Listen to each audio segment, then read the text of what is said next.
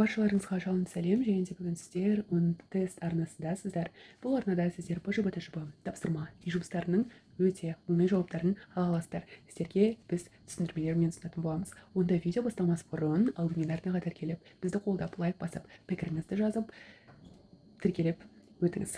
Онда біз бүгінгі тақырыбымызды бастаймыз. Біз бүгін 9 сынып химия пәнінің 62 параграфындағы мұнай тақырыбы бойынша барлық тапсырмаларды орындайтын боламыз. Мұнай. Біз бірінші сұраққа келіп жеттік. Мұнай деген не? Мұнайдың формуласын жазуға бола ма? Мұнай жер астынан алынатын көмірсутектерден тұратын табиғи қоспа. Оның жалпы формуласы жоқ, бірақ та қазір сіздерге баяндайтын. Оның формуласы жоқ болғанымен де ол негізінен SN H2N плюс 2 деген осындай қатынастан құралады. Оның екінші физикалық қасиеттеріне тоқталатын болса, оның физикалық қасиеттері жалпы қара немесе қоңырда бола алады. Оның құрамындағы күкірттің көлеміне байланысты суға батпайды және де судан жеңіл. Енді үшінші тапсырмамызға келейік. Суға төгілген мұнайды жинау әдістері. Біріншісі бөгеттер арқылы.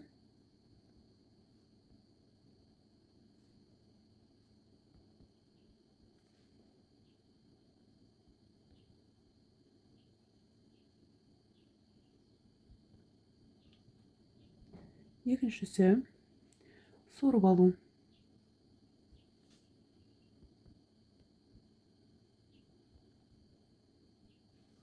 Үшіншісі сіңіргіш материалдар арқылы.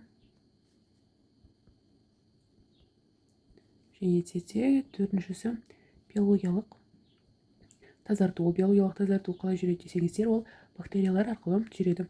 Және де өтініш осылайша тыңдап отырсаңыздар, құлақпен сол кезде сіздер өте көп жаңа ақпараттарды біле аласыздар. Қазақстандағы маңызды мұнай кен орындары. Теңіз, өзен, және де Жетібай. Негіз көптер бар, бірақ та басты нәрселерді айтатын болсақ.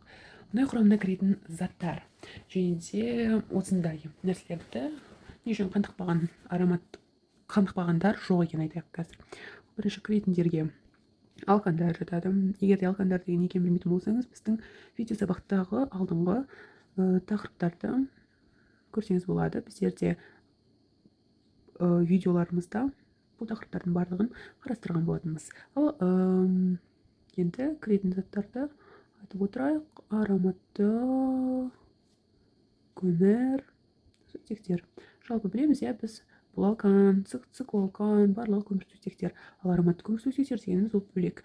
Енді бұл жердегі ароматты көмірсутектер деп айтты. Неге қандықпағанда жоқ? Неге?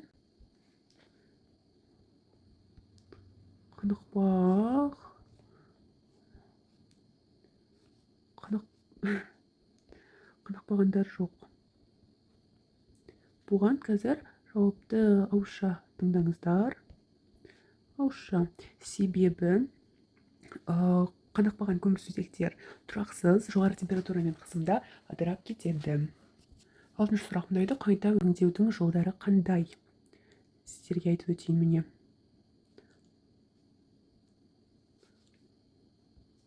Атмосфералық айдау.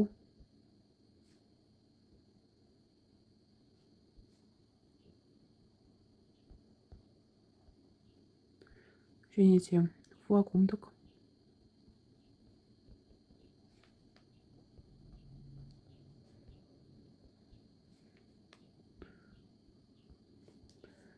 Одан кейінгі бізде крекинг, яғни ол термиялық не бола алады, немесе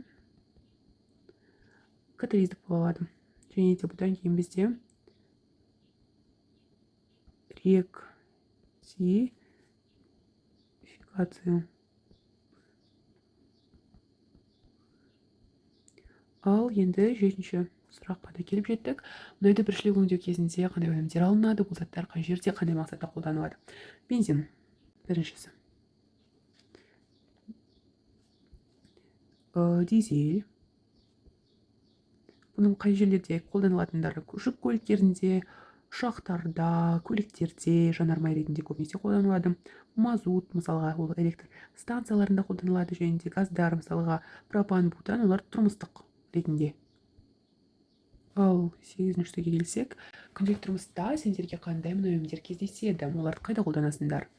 Мысалға, пластмасса. Қолданамыз ба? Қолданамыз. Мысалға, ыдыстарда, заттарда, және де жасанды талшықтар жасауда.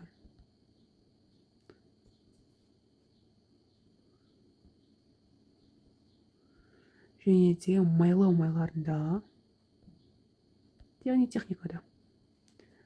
Майлау майлары, және де дәрілерде, косметика құрамында да болуы мүмкін. Ал енді біздің шешуші есебімізге де келдік. Автомобиль біріншіге қазір берілгені деп жазып алайын, содан кейін айта жатармын. Автомобиль 850 км жол жүргенде дейді. Яғни 850 км дейміз. Жүргенде 20 кг бензин жұмсайды. Бензин деп қоя салайық та, 20 кг. Егер бензин құрамында көміртектің массалық үлесі 84,2 пайызға тең болса, ал сутектікі 15,8 пайызға тең болса, олай болса, табу керек екен осыған жұмсалатын жану кезіндегі ауа көлемі.